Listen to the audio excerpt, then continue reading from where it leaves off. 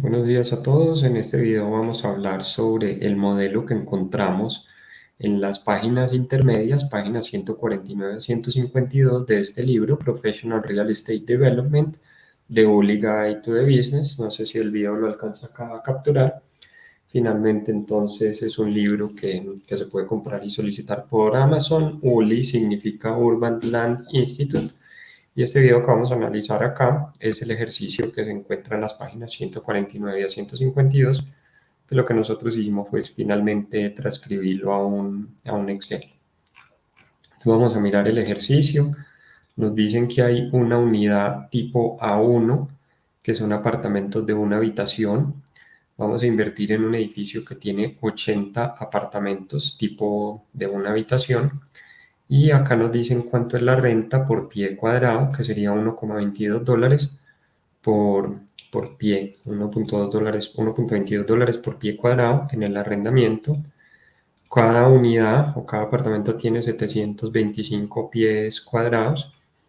Y finalmente, el total de pies cuadrados es, si cada apartamento tiene 725 pies cuadrados y son 80 unidades, esta primera, llamémoslo primera torre o primer bloque de apartamentos de una sola habitación son 58.000 pies cuadrados que se van a arrendar a 885 pies, 885 dólares.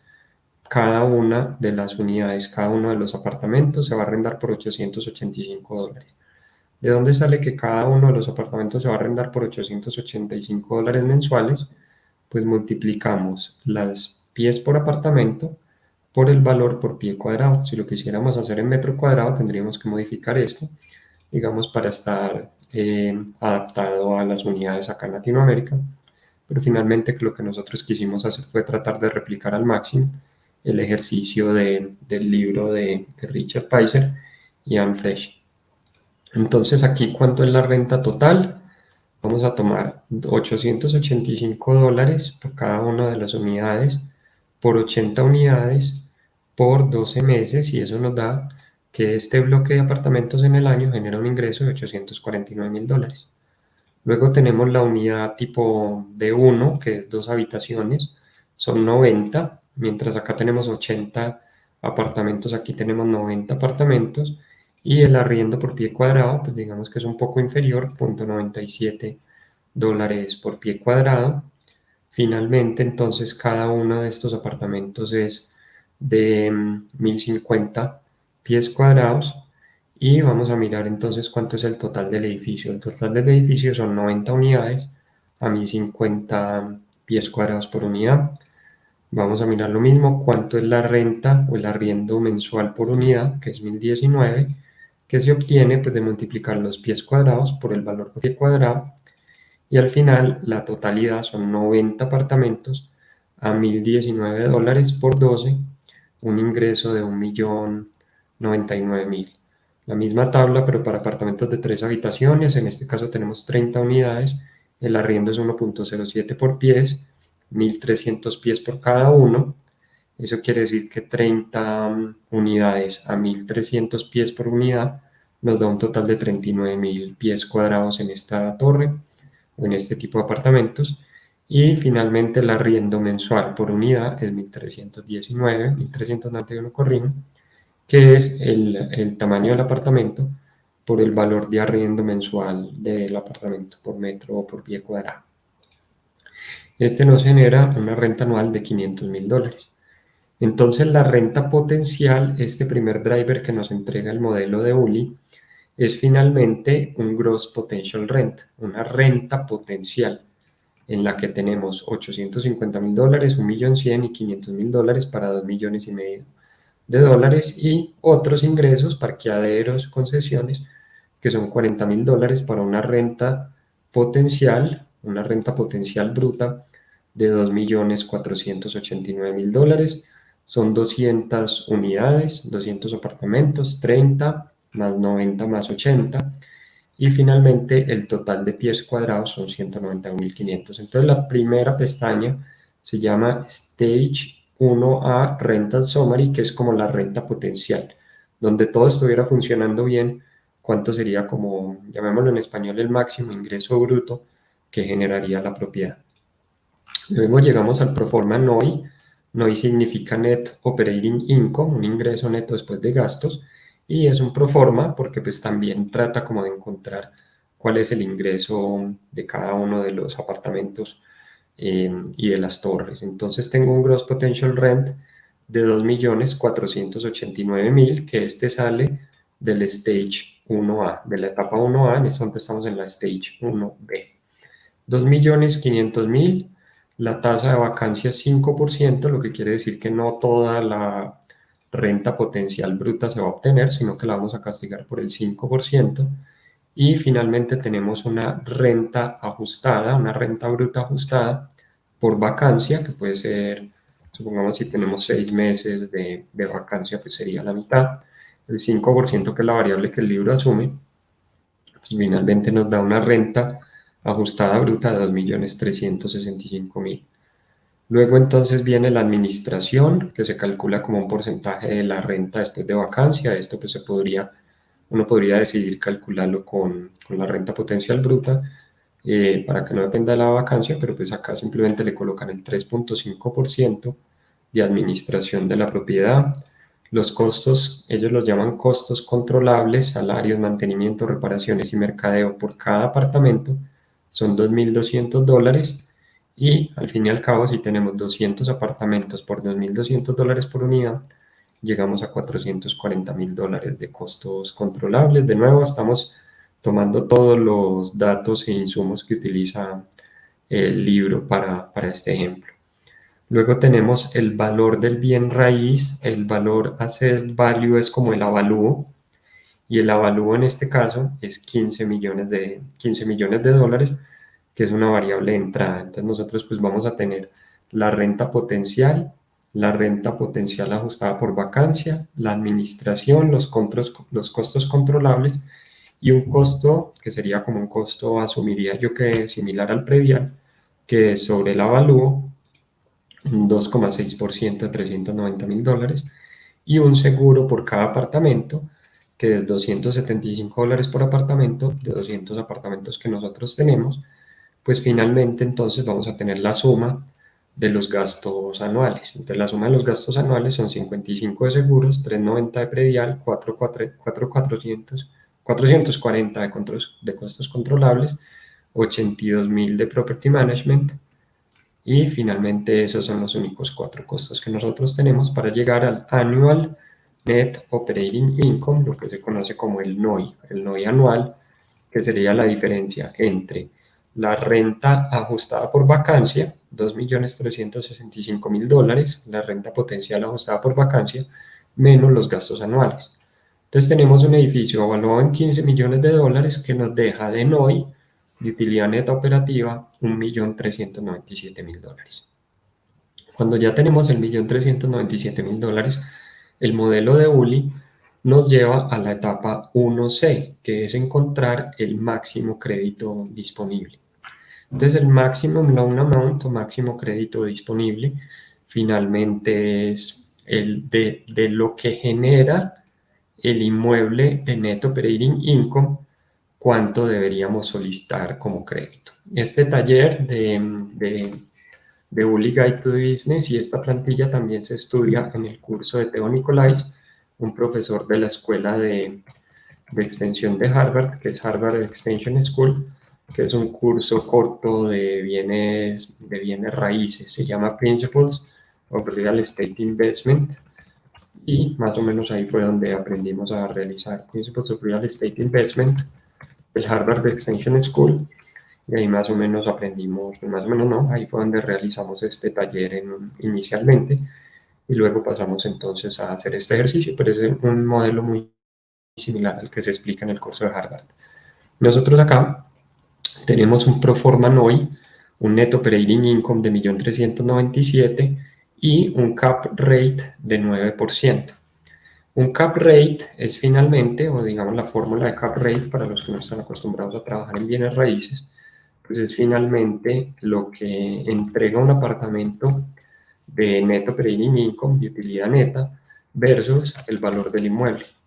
De forma que si yo, por ejemplo, tengo un apartamento que deja $1.000.000, si yo tengo un apartamento que deja $1.000.000 de Net Operating Income, de utilidad neta operativa, y el apartamento vale 10 millones de dólares, o la torre de apartamentos vale 10 millones de dólares, pues el cap rate es del 10%. Entonces aquí cuando nos están hablando de un 9% de cap rate, pues finalmente sería como si esto fuera, qué sé yo, 900.000 dólares para un cap rate del 9%. Entonces, en este caso, si esta es la fórmula de cap rate, no hay dividido value, lo que nos van a pedir acá es jugar un poquito con estos componentes. Nos van a dar el cap rate del 9, nos van a dar el NOI, y en este caso el NOI es 1.300.000 o 1.400.000, pues para redondear, este que está acá.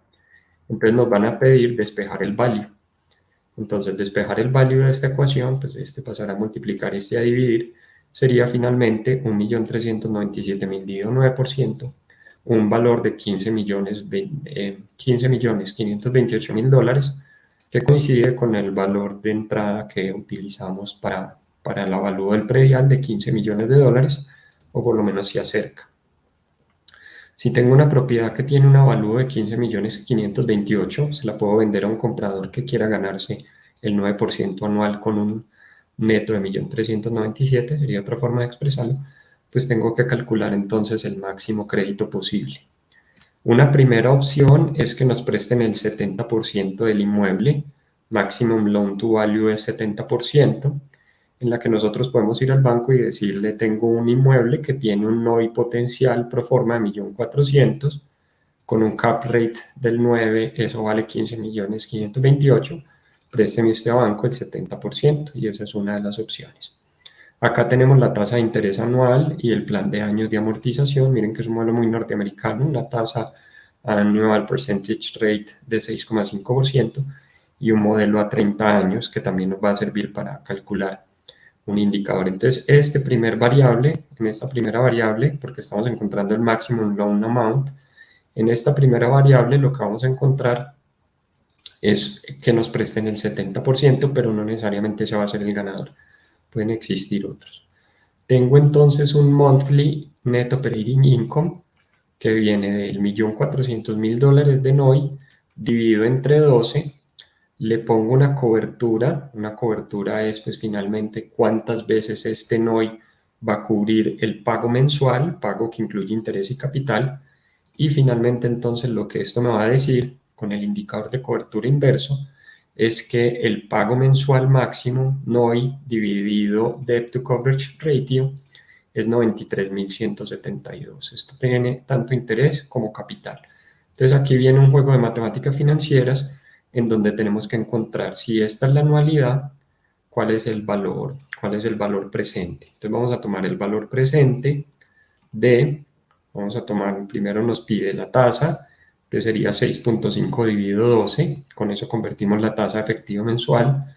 Vamos a tomar 30 por 12, 30 por 12, entonces nos va a convertir esto a número de meses, y el valor actual, digamos el pago, perdón, es 93.000 dólares. Entonces finalmente lo que esto nos está diciendo es que si nosotros tenemos un crédito con una tasa efectiva mensual del 0.5, que si nosotros tenemos un crédito a 360 meses, bastante largo, y tenemos una capacidad de pago de 93.000 dólares, pues entonces él nos dice que encontremos cuál es el valor actual, cuál es el valor máximo que podemos solicitar. Entonces tenemos la tasa, tenemos el número de periodos y tenemos el pago de 93.000 dólares, que serían estos 14.740.000. Si queremos comprobar la fórmula, pues podemos darle pago, tenemos la tasa, tenemos el número de periodos, y pues le decimos que nos presten 14.740.000 dólares. Eso nos da una cuota de 93.000 dólares, y estos 93.000 dólares, pues finalmente esta cuota mensual de 93.000 dólares pues equivale a 1.25 veces 1.5 veces por debajo, o alternativamente mejor, el NOI es 1.25 veces la cuota. Si quiero entonces más cobertura, pues entonces me prestarán muchísimo menos, como pueden ver acá. Entonces ya tenemos el Debt to Coverage Ratio, ya tenemos el Monthly NOI, tenemos una segunda opción en la que en lugar de prestarnos el 70% del avalúo calculado por el cap rate, nos prestan basado en el indicador de Debt to Coverage Ratio, Y acá, pues finalmente lo que nosotros hacemos es tomar el mínimo de los dos. El menor de los dos ejercicios indicaría pues que el banco, a pesar de nuestra capacidad de pago o nuestra cobertura de 95, nos va a prestar ese 70% del inmueble, que sería 10.870.000 de principal. Acá finalmente entonces ya puedo calcular el pago mensual del crédito y el servicio anual de la deuda. Tengan en cuenta que esto es interés, tanto como capital. Finalmente despejo con la fórmula de pago y la deuda y el servicio de la deuda serían $824.000. Entonces ya tenemos Stage 1A, Stage 1B y Stage 1C. Sigue Stage 1D, que son los Development Cost o el costo de desarrollo, que es lo que nosotros llamaríamos el CAPEX. El Development Cost es una plantilla en la que toman el número de unidades, calculan el costo de la tierra por unidad, nos da $1.200.000 en tierra. Tenemos un concepto que se llama Land Carry, que es finalmente como una especie de interés sobre la tierra, porque mientras estamos comprando esta tierra, tenemos que asumir unos sobrecostos de no tener el dinero o no tener este crédito preaprobado, entonces tenemos que pagarle a alguien $24.000, que sería un interés del 8 a 3 meses, y finalmente entonces tomamos 8% dividido 12 por 3 meses por el costo de la tierra. Entonces estos $24.000 son un interés implícito, fees de aprobación por unidad, o sea, licencias, $60.000, el costo de construcción, lo que se llama el hard cost, o sea, acá en Colombia sería 3, 4 millones de pesos por metro cuadrado. Y finalmente, pues allá serían pies cuadrados, $56 por pie cuadrado, para 191.000 pies cuadrados que dijimos que íbamos a tener de área constructiva, que viene finalmente del Stage 1, que es total, tomar de los 3 edificios el total de pies cuadrados. Entonces ya tenemos acá el Construction Hard Cost, que es finalmente $10.724.000. Soft Cost, en bienes raíces se separa en Hard Cost, lo que es el CAPEX tangible, y Soft Cost, lo que llamaríamos en español como el CAPEX intangible. Y tenemos arquitectura, legal, avalúos y títulos, $73.000, mercadeo, $200.000, y los impuestos durante la construcción, o sea, prediales durante construcción que se vayan generando, o también otro tipo de licencias, $348.000, seguros $55.000, y al final del día entonces, pues también si nos van a prestar $10.870.000, que sería el monto que nosotros elegimos como deuda en el Stage 1C, pues finalmente por ahí también eso nos va a generar unos costos de originación de crédito o comisiones bancarias. Entonces los costos totales blandos son 1.339.000 y los costos duros son 10.724.000. Finalmente, sobre costos del desarrollador, contingencias, un total de costos de $14.285.000, que son la combinación de estos cuatro que nosotros tenemos acá, para un total de $14.285.000. Luego entonces viene también más cálculos de intereses, $529.000 de los intereses durante el tiempo de la construcción, un año de 12 meses de construcción, un interés de 7.5, y este concepto de average draw que todavía no me queda como muy claro, que es como la curva de construcción. Digamos, el 65% es que durante estos 12 meses se fueran desembolsando. Si esto fuera 50%, sería durante la mitad del año. Entonces, 65% sería la curva de construcción durante el año.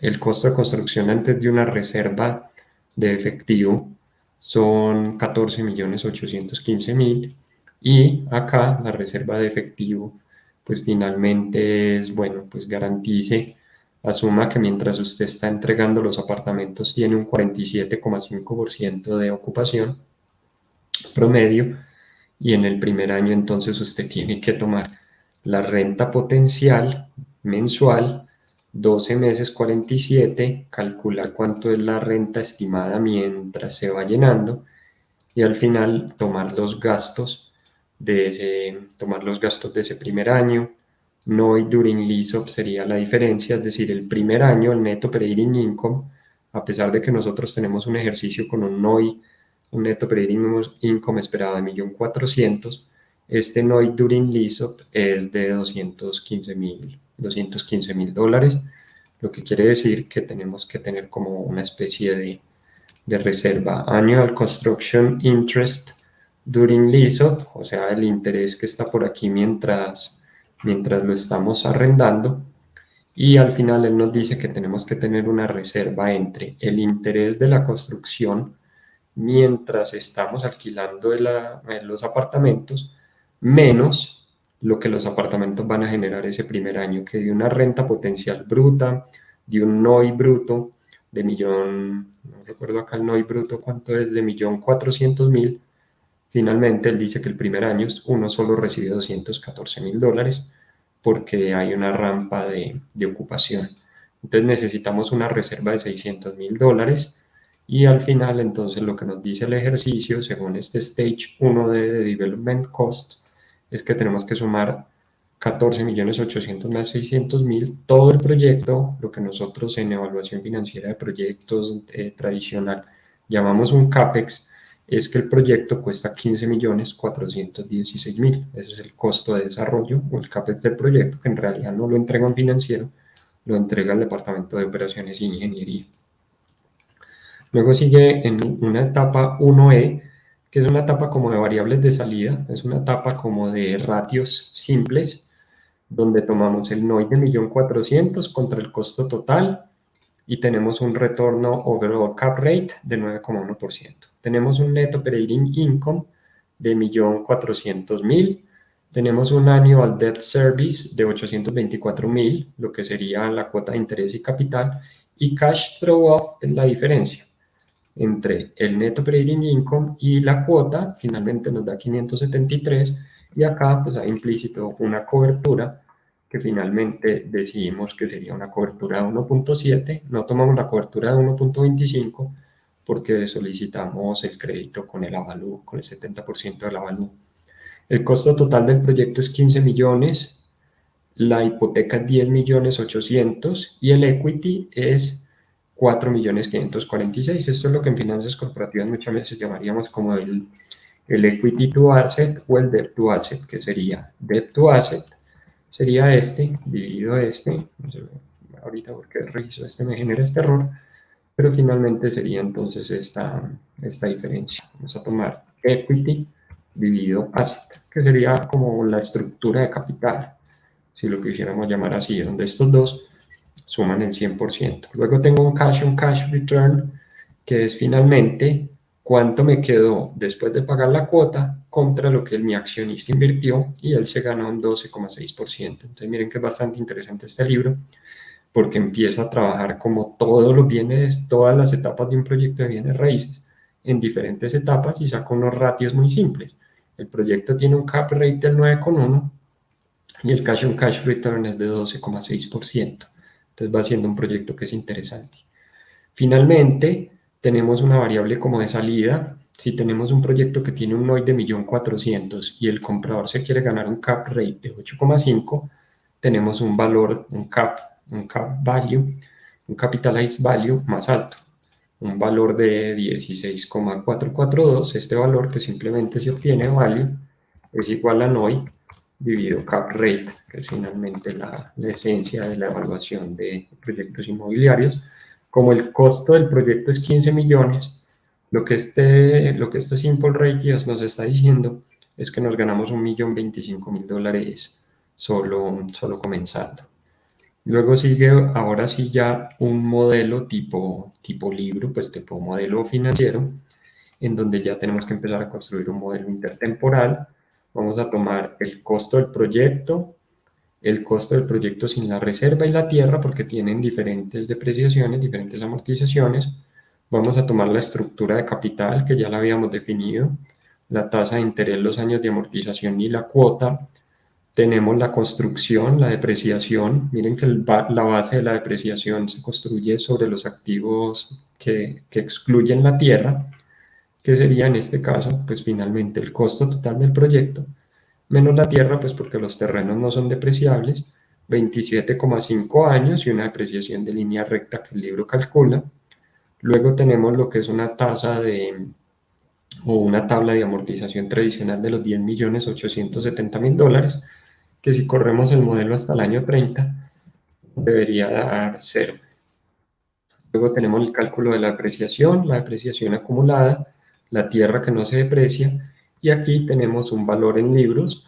Estos son módulos bastante estándar, incluso hay un modelo que no sea de bienes raíces. Entonces, ahora sí, lo que para nosotros sería algo similar al estado de resultados. Entonces, tomamos la renta bruta, que sale del Proforma NOI de la etapa 1B, luego le quitamos la vacancia, que es el 5%, llegamos al ajuste, a la renta ajustada bruta, le quitamos los gastos operacionales, le colocamos factores de crecimiento para tener un modelo de múltiples años, y finalmente entonces acá tenemos el Net Operating Income, que como les decía anteriormente cubre 1.7 veces el servicio de deuda, tanto interés como capital, y llegamos al Before Tax Operating Cash Flow, el flujo de caja antes de impuestos.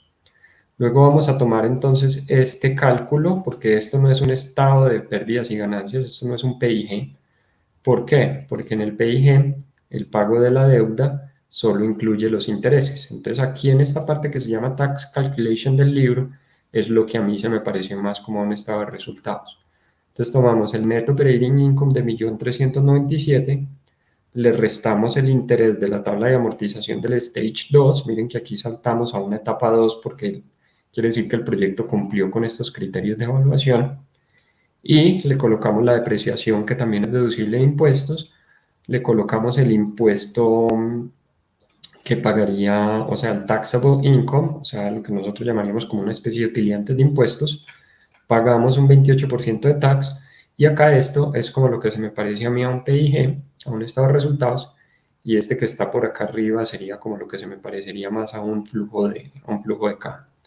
Entonces tenemos before tax cash flow, o sea, tomamos la cuenta del flujo de caja y le restamos el interés del cálculo de tax, y llegamos a un after tax cash flow. Para mí este after tax cash flow sería más fácil construirlo como un estado de resultados y un flujo de efectivo, pero pues finalmente cada libro, cada consultor, cada modelador pues tiene una forma diferente, y podríamos incluso validar que nos diera exactamente el mismo resultado construyendo el estado de resultados y a partir del estado de resultados el flujo efectivo.